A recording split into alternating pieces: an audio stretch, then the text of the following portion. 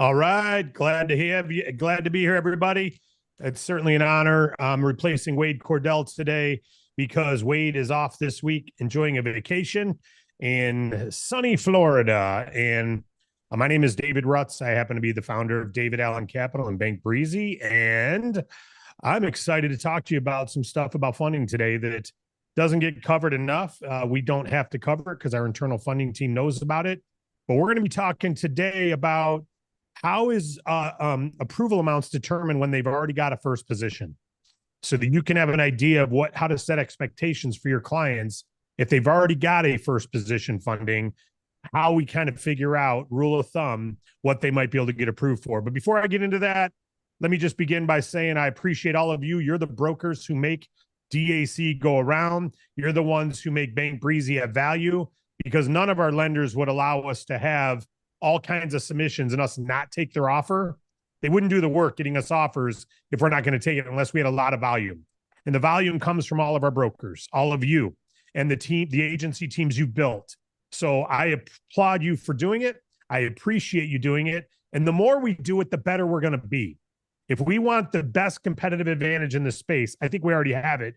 But if we want to have a moat around our castle, if you want to have a moat around your business in the local community where no one could ever come in and beat you unless they're with us, if you want that, we need our volume to keep increasing. We need your volume to keep increasing. Why? Because as your agency does more applications, and as we do more applications, we become the tail that wags the dog rather than just another business in the industry, right? And it's great that we've got all these top lenders that most people can't even represent. We can represent them, get offers from them, and not even get them funded, use someone else's, and they'll still do it for us because of our volume. But how big could it be if we were doing 5 times the numbers, 10 times the numbers? And all that is your agency being 10 times more productive and everyone else is doing the same. That's how simple it is. We've got broad scale of people. So Bank Breezy funding today is all about you getting out there and making Bank Breezy more competitive than it's ever been. We do that through volume, and volume happens even with second positions. So I'm going to get into the slideshow that I got for you today. And this is about, let me pull this up here. Second position. Let's go with play. I got Zoom link in the way, so bear with me 1 minute. There we go. Second position offers and add-on funding. How existing positions affect affordability, offer size, payoff strategy, and competitive advantage. And then we'll get into the funding story because it happens to be a second position. All right. Here's what you want to know. First of all, about 38% of the businesses out there right now are applying for funding. Okay. I'm sorry. Of the businesses that applied for funding, 38% have applied for MCA. 7% of businesses in America currently have an MCA. 1 out of every 12 or 13 businesses you talk to, 14 businesses, 1 out of every 14 businesses you talk to already has a first position. So most businesses don't have an MCA today, but if they've got funding, likely it is an MCA. An MCA is a merchant cash advance. That's the space we're in, right? Core question is, a second position lender is not only looking at revenue, they're looking at how much the person can afford to pay back, how much payment room they have. Write that down, payment room. So you don't look at how much money does the client want. That doesn't matter. It does matter. But we have to start with what can we get them so we set proper expectations. It's how much total payment can this business safely handle? And that's the case whether it's a first position or a second position. It always starts with affordability. The underwriters know you can afford the payment they offer you. Whether it's a first position or second position, they know it. And they work backwards to create a funding amount. This is how it works. They look at what they can pay max daily. How much can they afford daily to pay, or weekly, but let's just use daily. Then if it's a second position, they look at what are they already paying daily today in an MCA. That equals the available payment room. Okay, and we'll give you an example in a minute. Then they multiply that by how many payments the lender is going to allow them to have. That equals the total payback. You divide that by the pricing factor. That's the gross offer. So what we have to do is figure out the available payment and decide how long that lender will allow them to pay it back, then work that backwards into the funding amount. Here's an example. Let's say someone's got a first position. That means they've already got a loan. And let's say they can safely handle $600 a day in payment, $3,000 a week, because there's 5 business days a week. But they've got a current position already paying $400 a day. That lender would say they can really only afford $200 extra a day. So then they say, okay, we'll allow them to make a payment to us $200 a day or $1,000 a week. How many days are we going to let them have it? Well, we'll let them have $200 a day times 150 payments. That's about 7.5 months. There's about 20 payments a month, right? That means they'll pay us back $30,000. Well, if the pricing, because of the second position, high risk, is 1.4, well, you divide 30,000, which would be the total payback we'd want, or what they would expect to get or be willing to do, knowing the client can afford it. And that becomes a $2,100 or $21,000 offer with a repayment of $30,000. That's what they can afford as a second position. And you may say, wait a minute, they're doing, $6,000 or $7,000 a day. They're doing 7,000 times 20. They're doing 140,000 a month, and you're only offering 21,000. Well, yeah, but they can only afford $200 a day because they're already paying $400 a day. So it comes down to the underwriters look at what they think they can afford and work backwards to come up with an offer. Now, a couple of things affect that. What if the first position is about to be paid off? What if today they're looking for funding, but the first position is going to be paid off soon?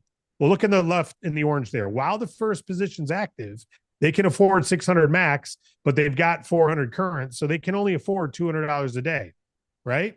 But after the payoff, then they've got 600 max, there's 0 current payment. Now they can afford 600 a day. So these things are considered. A lender may approve them for a little bit less now, wait for the payoff to happen, and then structure to give them additional money. Or they'll say, hey, we'll give you more money if you pay off that first position now. That way you can afford $600 a day now. We'll give you money, but you must get us a payoff letter that you're paying off the first position. So these are the type of things the underwriters look at. Sometimes a new lender wants them to pay off the first, this is what they do. If it's a true second position, then they don't have first position repayment. So if the company has trouble, the first lender gets paid first. It's called first position. Second lender may not get paid at all. Okay. So true second position means the lender keeps the first position active. The second lender sits behind that payment. It's a higher risk, often means higher pricing on the bottom left I'm showing, and use available payment room only. But if we say, hey, you owe 20,000, you're going to be paid off in a month. How about we give you 120, you use 20 to pay that off. We'll be a first position, right? And then they get a payoff letter and they do certain things like that. Now the second lender becomes the first lender because they paid off the first. New lender pays off the old position. New lender becomes first position. That supports a better structure sometimes where it's lower risk to them, so they can afford to give them more money for a longer term. Now, of course, because they got to pay off the first lender, they reduce their net cash, but it's sometimes a better position. So here is the way it works again. Why add-on funds are easier with the same lender? The original lender already has the payment history and usually maintains first position. So if someone's got their first funding with us, has good payment history, they want more money, it's real easy for us to add more funds compared to a different lender because our lender maintains first position. It's harder for others to beat that pricing, lower risk pricing. So if we serve the client well and keep them happy, the current lender may be able to offer add-on funds at a better price than a brand new second position lender. So that also means if someone's got a different lender already, it's harder for us to come win them back, right? There's a price advantage of being first.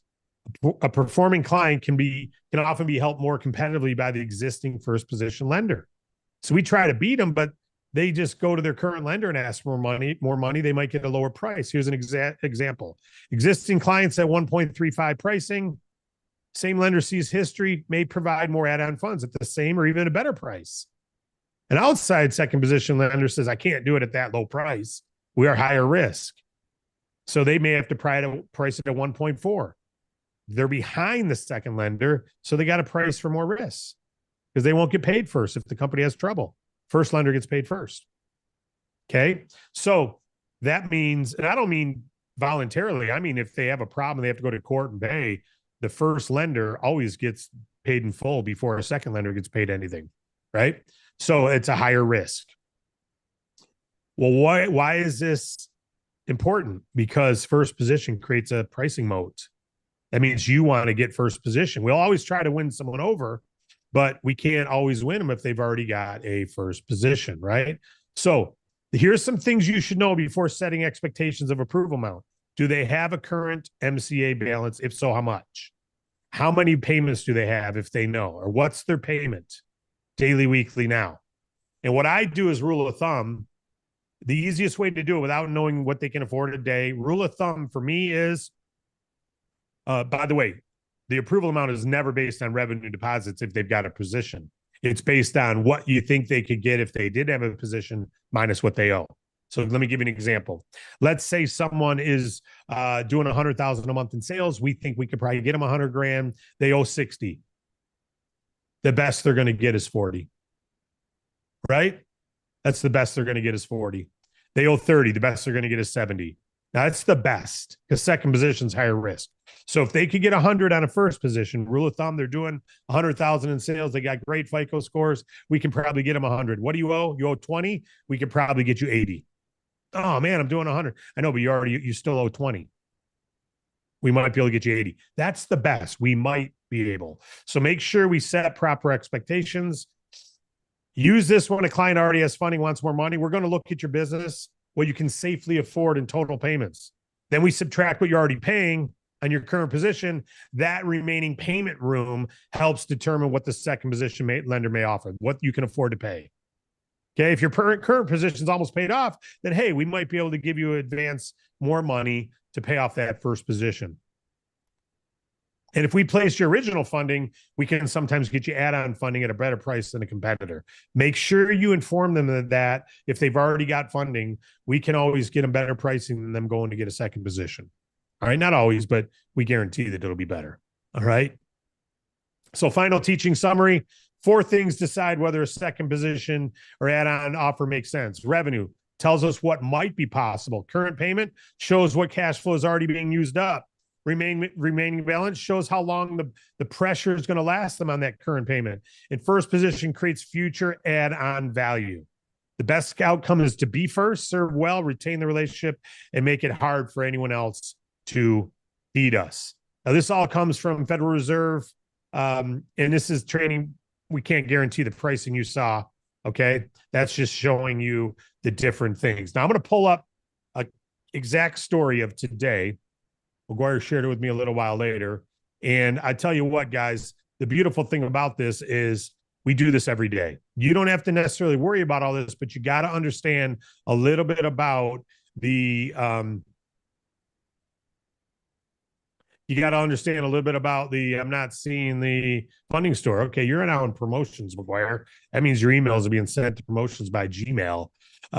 So you're going to want to see what's causing that. Auto Body Shop, New Jersey, broker Nick DeHame.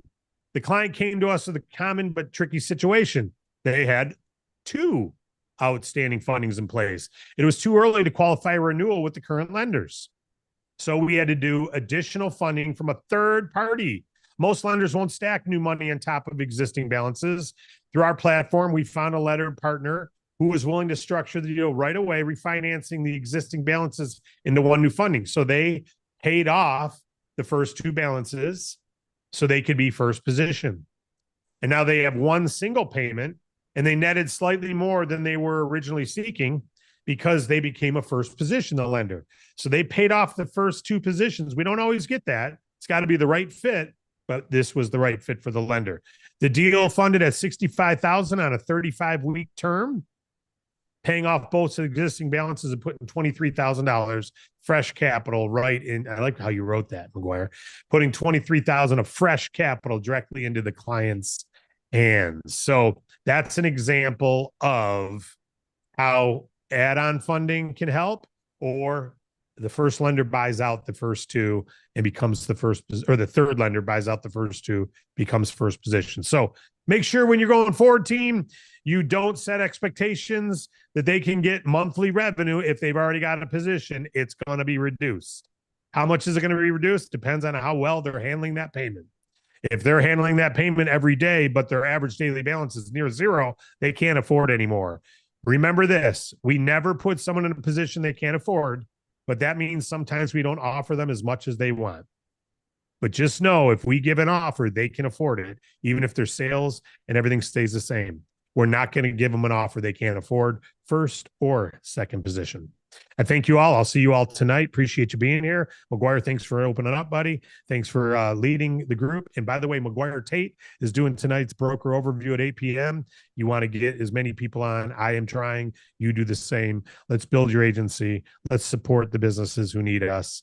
And we do so by building the agency and have a massive agent. If you had 100 brokers, you're going to help a lot more clients than you yourself.